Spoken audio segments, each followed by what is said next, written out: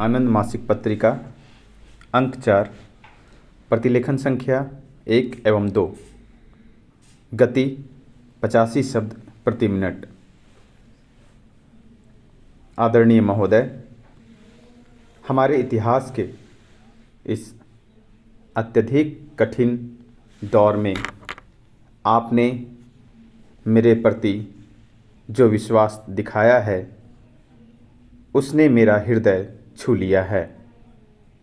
मैं अनुभव करती हूँ कि जो हमारे सामने इतनी चुनौतियाँ हैं उनमें से हम पहली चुनौती का सफलता से सामना कर चुके हैं और यही एक ऐसी चुनौती थी जो हमारी पार्टी की एकता के लिए खतरनाक थी। हमने साथ मिलकर पहला कदम उठाया है। मैं आशा और ईश्वर से प्रार्थना करती हूँ और मुझे इस बात का विश्वास भी है कि भविष्य में भी हम साथ मिलकर ही काम करेंगे। जब अपने उद्देश्यों और काम के तरीकों के बारे में सहमति हो तभी एकता का कुछ अर्थ होता है। सदा कांग्रेस के ऊंचे आदर्श रहे हैं। अनेक बार हम अपने रास्ते से भटके हैं। अनेक बार हमने गलतियां की हैं। हमारी बहुत सी कमियां हैं, लेकिन सदा हमारा यही प्रयास रहा है और आज भी है कि हम इन लक्ष्यों को पूरा करने के लिए अधिक दृढ़ता से आगे बढ़ें। हम केवल वादों की उलझन में नहीं फंसना चाहते। हम जब समाजवाद शब्द का प्रयोग करते हैं तो इसका अर्थ है पूरे देश के लोगों की भलाई।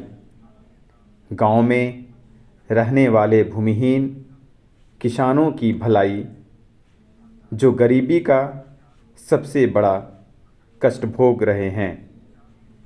हमें इनकी भलाई के लिए भरसक प्रयास करना चाहिए और उन लोगों की भलाई के लिए भी जो कारखानों में काम करते हैं, लेकिन इनके साथ ही हमें देश की उभरती हुई पीढ़ी, देश के युवा वर्ग और बुद्धिजीवियों से भी अपने को अलग नहीं करना चाहिए।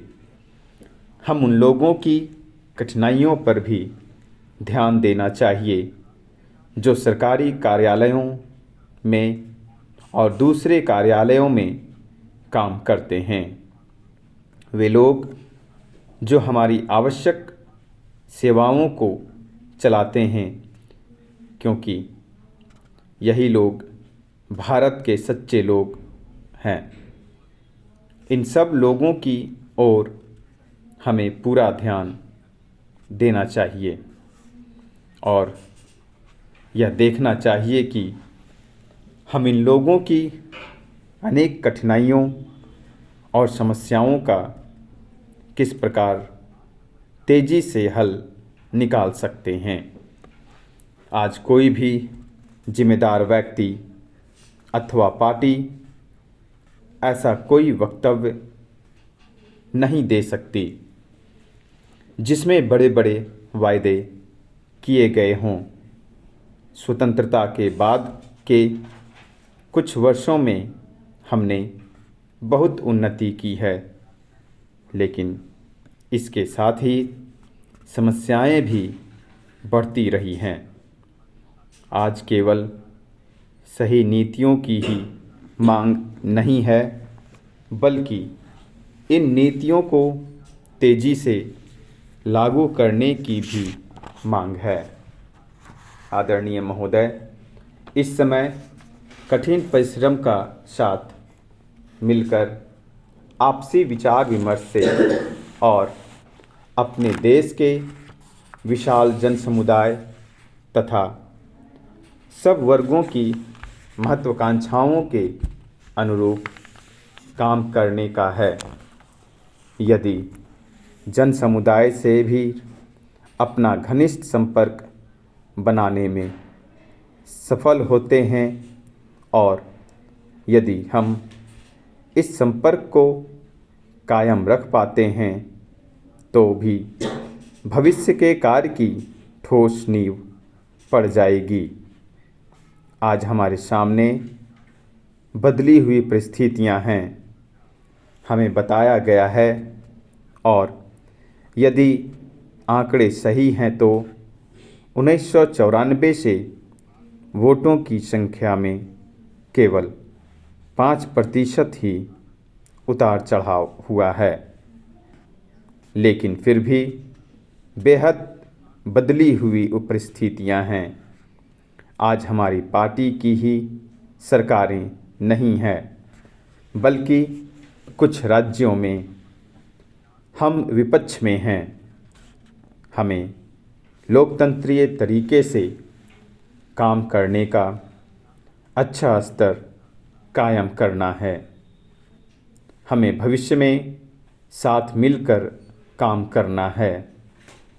जहाँ कहीं भी विपक्ष देश की भलाई के लिए कोई काम करता है, जहाँ कहीं हम यह अनुभव करें कि विपक्ष सही दिशा में काम कर रहा है, तो हमें उसके साथ मिलकर काम करना है।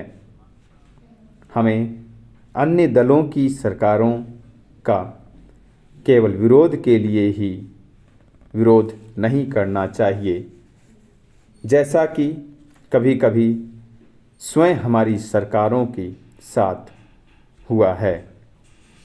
यहाँ संसद में भी हमें विभिन्न तत्वों से मिलकर बने विपक्ष के साथ मिलकर काम करने में कुछ कठिनाई होगी, लेकिन फिर भी हमें लोकतंत्र के रास्ते पर चलना है। हमें पार्टी की उच्च लोकतंत्रीय समाजवादी कार्यप्रणाली के प्रति अपनी निष्ठा प्रकट करनी चाहिए। मैं यहाँ नीतियों की चर्चा नहीं करना चाहती। मैं समझती हूँ कि आपके साथ मिलकर इन विचार पर करने के अवसर आएंगे। मैं आज सब नए सदस्यों का स्वागत करना चाहती हूँ। हम नए सदस्यों का स्वागत करते हैं और आशा करते हैं कि वे लोकसभा के कार्य में मूल्यवान योगदान देंगे। उनकी उपस्थिति से हमारी पार्टी का स्तर ऊंचा उठेगा। इनके साथ ही मैं उन लोगों को भी अपनी शुभकामनाएं देती हूं जो आज हमारे साथ यहाँ मौजूद नहीं हैं। ये लोग हमारे मूल्यवान सहयोगी रहे हैं। इन लोगों ने सदन की चर्चाओं में महत्वपूर्ण भूमिका निभाई है। उन्होंने पार्टी के कार्यों में महत्वपूर्ण सहयोग दिया है। हमें उन परिचित चेहरों का अभाव खलेगा, पर हम आशा करते हैं कि चाहे वे लोग कहीं भी क्यों ना हो, उनकी सलाह हमें मिलती रहेंगी।